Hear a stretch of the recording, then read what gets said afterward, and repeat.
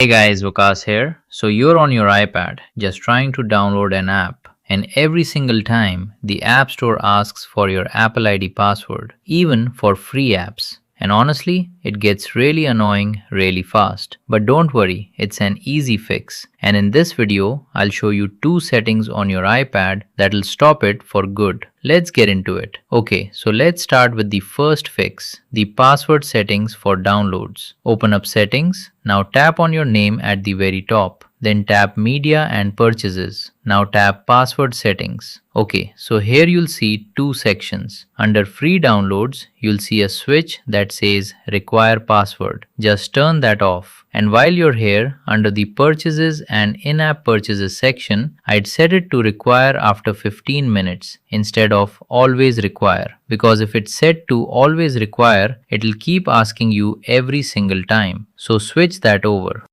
Now tap done. And for most people, that fixes it right there. But here's the thing, sometimes you do this and the App Store still keeps asking. And if that's happening to you, there's a second hidden culprit, and that's screen time. So let me show you. Go back to settings, tap on screen time, then tap content and privacy restrictions. Now if content and privacy restrictions is turned on at the top, tap into it and let's check a couple things. First, scroll down and make sure installing apps, deleting apps, and in-app purchases are all set to allow. And then, this is the key part. Look for the require password heading and make sure it's set to don't require, not always. Set it to don't require because that one little setting, that's what forces your iPad to demand a password for every free app, even after you turned it off in the first menu. So switching it to don't require is what actually solves it for a lot of people.